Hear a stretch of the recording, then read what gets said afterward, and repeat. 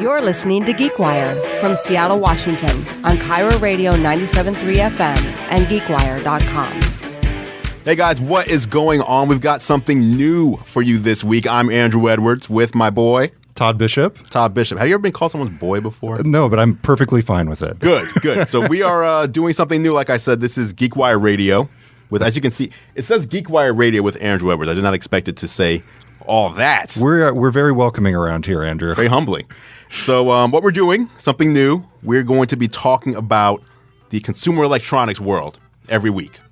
And what that means is we're not so much focused on tech news as much as we're focused on gadgets, gizmos, toys, whatever you want to call them, the physical things that plug into a wall or have a battery. And the idea, though, is to focus on the stuff that's new, the stuff that maybe other people out there haven't been able to get their hands on. Right. But Yes. you, through your connections and your ingenuity, Andrew, have found. And Mostly ingenuity. Yeah, you've got one of them right here, which is this cute little thing. It's the Nintendo NES Classic Edition. NES Classic, yes. So tell us about this thing. The NES Classic, so this is something that Nintendo released recently. What was it? Just Friday. Just Friday, yeah. So just a few days ago.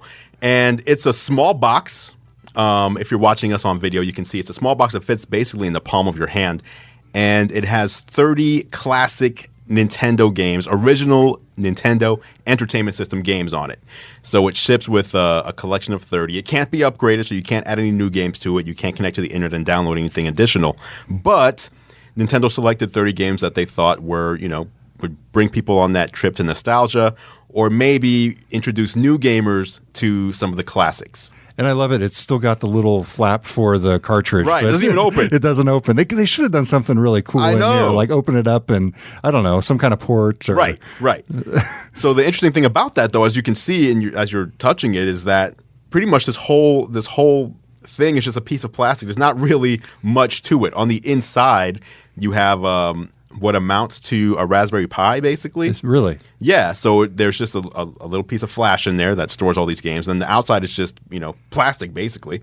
Plugs in through HDMI, and then it's powered by micro USB. So you can actually plug this into any, if you have one of those mobile chargers or anything like that, you don't need to plug it into a wall.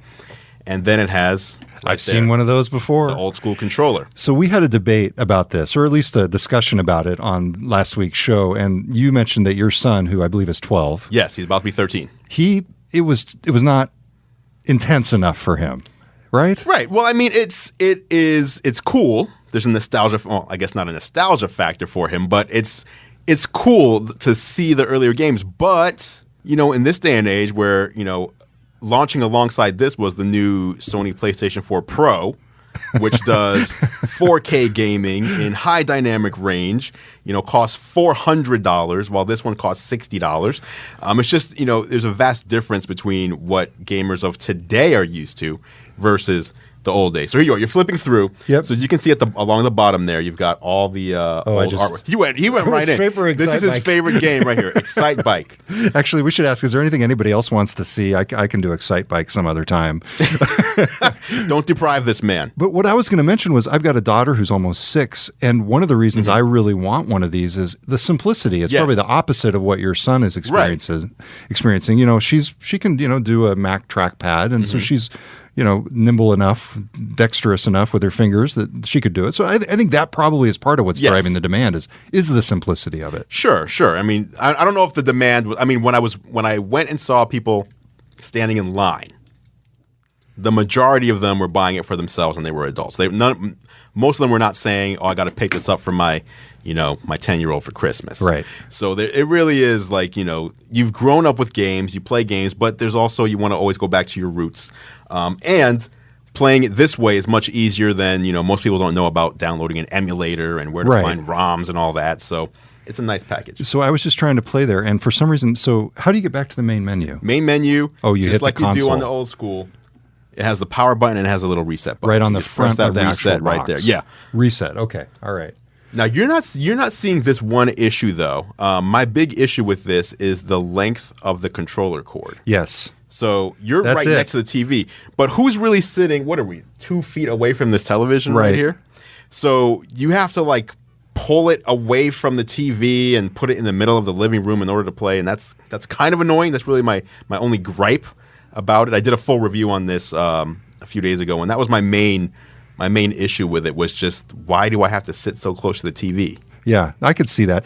There's like a wireless third-party option, right? Yeah, there's a wireless third-party option from Nyko, which sold out very quickly as well, but you can still order it on Amazon and just wait until it shows up. There's also controller extension cables you can buy, which also sold out very promptly.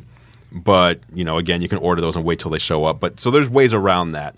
But I just don't understand why Nintendo couldn't just give you a little bit of a longer cord. The original ones were like 8 or 9 feet long. Yeah, so Dave on the Facebook live stream says his main issue is the inability to update or install additional ROMs. Right. Well, I mean, they told us that up front, though. Yes. So when you went in and dropped $60 on this, you were really dropping $60 on the 60 games. I'm sorry, the 30 games. And that's it at the end of the day. And I actually am okay with that, because I would much rather see them release, let's just say, a mini Super Nintendo rather than work on releasing more original Nintendo Refresh games. My memory. What was the main difference between the NES and the Super NES? That's what you're talking about, right? Yeah, the Super NES was 16-bit. Right. So this is an 8-bit console. That was a 16-bit console. The graphics were much improved, faster, and I think it just had a much better game library overall. I'm trying to remember what the flagship device was on the Super NES. Was it Super Mario Brothers 3? Super Mario World. Oh, yes. Okay. The one where he could fly. Yoshi made his debut, all that. Yes. Okay. So, that was my jam back in the day. So what's your bottom line on this? Would you recommend this? I'd recommend it for $60. Yeah. The problem is, if you go on eBay or Craigslist or whatever, people are trying to charge $200, $300, or even $500. Are people really doing that? And people are paying it.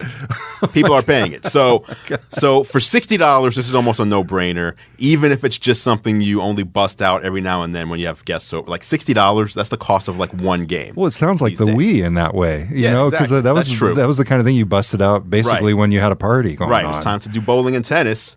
Yeah, you're getting lit. Right. That's right.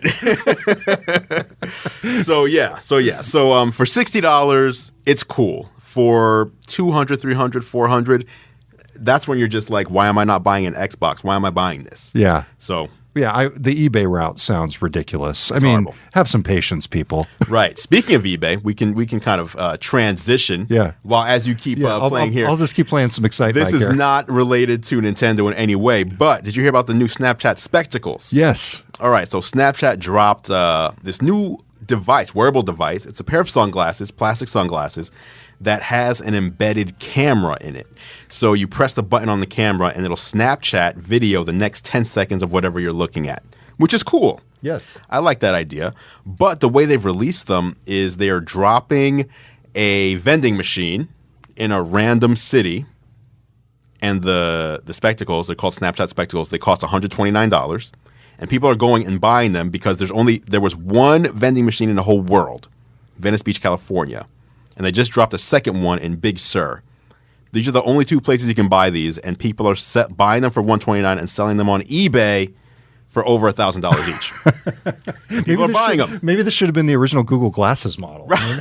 Google Glass. Glass. Right. Google Glass. That was very interesting. These do the same. These are only meant to record you. People were so freaked out about Google Glass, right, and the possibility of recording you. These are only meant to record, and people are in love with it. But they're also $129, not $1,500. So are they saying whether they're going to do a broader distribution, or is it just a novelty? But they're just doing it through this interesting method. I like how you're staying on track with this conversation. There it is. Oh, I just lost the excitement. Wow, but that was impressive. Thank you. Hey, I told you, man, I played this game for years. That was great. So Snapchat spectacles. You haven't tried them yet. I haven't, and I want to, but I just can't bring myself to go on eBay. I would pay more than what they're worth. For what I do, it's worth it to pay a little more to get something in and be able to do a video or something on the device because people want to see it. But 10 times more than the cost, that's pretty crazy. Tough to swallow. Yeah. Okay, we're going to take a quick break. When we get back, we'll talk about Nintendo's first mobile game and test out some more NES action. You're listening to GeekWire. Okay, we're back. We've been talking about the NES Classic Edition console. Nintendo also had some other news this week. Nintendo announced the pricing and availability for their first Mario iPhone game. Yes. Why did they wait so long? Super Mario Run. Well, the thing is, Nintendo is very stubborn. Yeah, they are. I don't know what it is about the company, but there's just some things that make you scratch your head, like how hard it is to buy this console. Like, why is it so hard? Like, why couldn't they just make enough? Right. This is not an expensive thing. Of the NES Classic, yeah. It's not an expensive thing to manufacture. The same with the Wii and the Wii U when they launch. Like, whenever they launch something, it's just, why is it so hard to get? But this is another thing where I think they were so confident in their model because the 3DS and the 3DS XL sell so well and the games sell so well that they figured, why would we go into a market where we would only charge, $1, $2, $5 for a game when we can sell them for $40? And then as, time went on, people moved from Nintendo consoles or Nintendo portable consoles to the phone that they have in their pocket with them already. And they, so they kind of missed out on that. I don't think it's too late though, because, the second they showed Mario on stage at the last Apple event, people went nuts. Mr. Miyamoto, when he came out, that was amazing. Of all of the Apple moments, yeah. Of course, in the Steve Jobs era, you would have fundamental technology surprises. But in terms of sheer showmanship, bringing Mr. Miyamoto out was classic. Yeah, I would never have thought I would have ever seen that moment. It was really cool. It was. So, so that's coming out on December 15th. Yep. So leading into the holidays, which is good. Because everybody's going to get their new, iOS devices, iPads, and iPod Touches, and $10, and you get the entire game. So that's unique because usually, they want to nickel and dime you. It's funny how a price that high is considered a good thing because people have caught on to the bogus nature of in-app purchases and the freemium model. Right. Yeah. The highest grossing games nowadays are all free. And then you got to pay to, buy, I don't know, coins, and I don't even know. Yeah. I don't even know what you're buying in these games. So do you think this game will eventually come out for Android? I think it has to. I don't think they're just pairing up with Apple. It's more like a console exclusive launch period, launch window. Yeah. But the other thing though with Android is, when they're developing this for iPhone, they're developing it for, I don't know, 2 or 3 phones, right? Like 2 or 3 generations of phone, 2 or 3 generations of software, 2 or 3 generations of the processor. With Android, even the phones just released this year are using all sorts of different processors, different screen sizes, different versions of Android. I think it's much tougher for something like this, where again Nintendo is very narrow-minded, narrow focus. So it's easier to put it on the iPhone first, and then kind of go from there. Yeah. Hey, jumping around here a little bit, but Steve Wright Jr. on the Facebook Live feed brought up something you were talking about before we started recording. They're going to go on sale, the NES Classic Edition, at Walmart? Yes, every day at Walmart. So Walmart.com, every day at 5 p.m. Eastern, which is 2 p.m. Pacific. 4 p.m. Central, according to Steve. Right, 4 p.m. Central, and then 3 p.m. Mountain. Let's just make sure we get all of them. I don't know what time it is in Hawaii, but they will put them on sale. But the problem is it's not like they're putting them on sale and you can just casually stroll in there at 2:15 our time and buy one. I think these are going to go, they're going to sell out within a minute or two. So, but it's in the store? No, it's online. Okay. Walmart.com. Gotcha. Unless Steve Wright Jr. corrects me and tells me it's in store too. But I think it's just online, and it's just a flash sale. Just log on, hit refresh. Hopefully, you get it in your cart and get checked out on time. Well, we saw what happened last week with Amazon on that with the NES Classic Edition. That was insane. That was ridiculous. It went on sale, and within 30 seconds, it was done. That's. You have to be able to predict that this is what's going to happen. This is not hard to manufacture. There's just a piece of plastic. I'm just saying. Basically Nintendo. A Raspberry Pi inside. Come on, like Nintendo. Don't do this. Steve says it took him 30 minutes to get it, apparently. That's not bad compared to what some other people Steve, have were you refreshing, I guess, during that whole time? Or right, what happened? 30 minutes. That seems I guess maybe the browser was just sort of hung up. Maybe. Or maybe he meant in person. I don't know. Okay. I don't know. He said no, not in person. Okay. Well, anyway, good stuff, Steve. Thank you for reporting from the front lines there. Right. What else you got?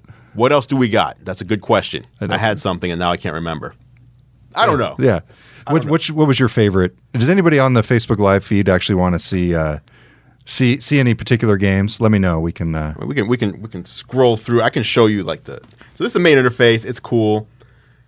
You can change the display settings. As you can see here, you've got 4:3, you got pixel perfect, and then you have the old school CRT filter, which just makes it look like an old TV with like the scan lines and like at your grandma's house. Right, like the horrible look. And then like it just looks nice. It's well presented. You've got the old box art down here. You can go in and scan a QR code to bring up the full instruction booklet on your phone. Punch Out, that was one of my favorite games. Punch Out. Oh my God, play that. Do Punch that Out. One. Yes. I mean, I'm not going to do that well. Oh, wait a second. This brings up a good point. What? 2-player? Could you do 2-player? Yeah. So there's two ports on here. So it comes with one controller. Yeah. And they do sell the controller separately. Now, this is the other frustrating thing. What I've heard is that for every one NES Classic for every 10 NES Classics that they made, they manufactured one extra controller. So they assumed that only 10% of their audience would want to play 2-player games. Yes. What?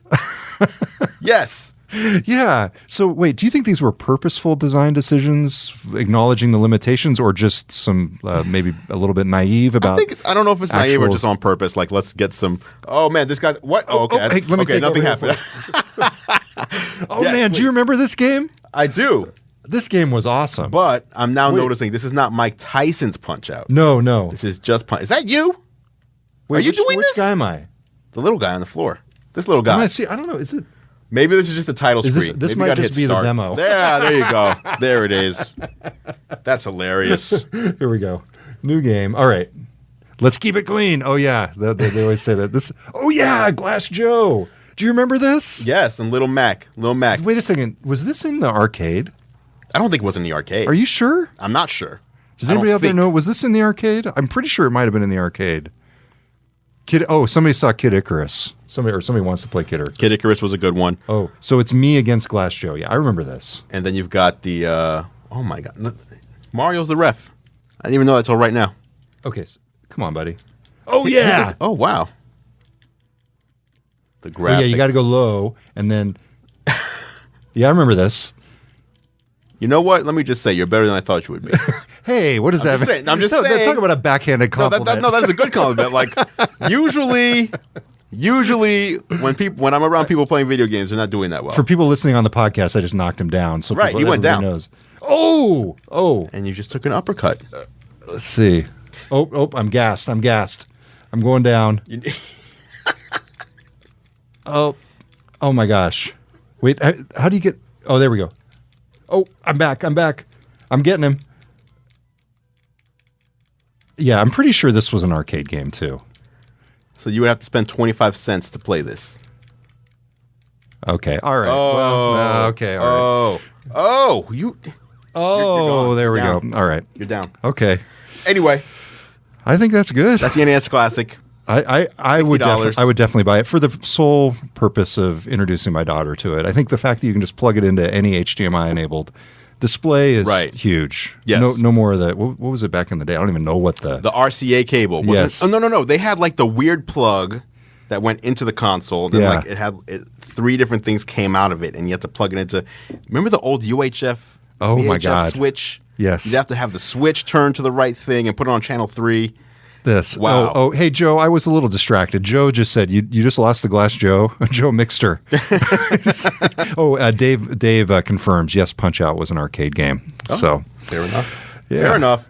So yes, if you want to pick one up, of course you can check Amazon, Best Buy, GameStop, call them up, check them online. But as we mentioned earlier, Walmart is selling it. I just checked, actually. It is on this website. Walmart on its website every day starting at 5 p.m. Eastern or 2 p.m. Pacific, and they're going to do that every day through November 18th, which is that's just 3 days.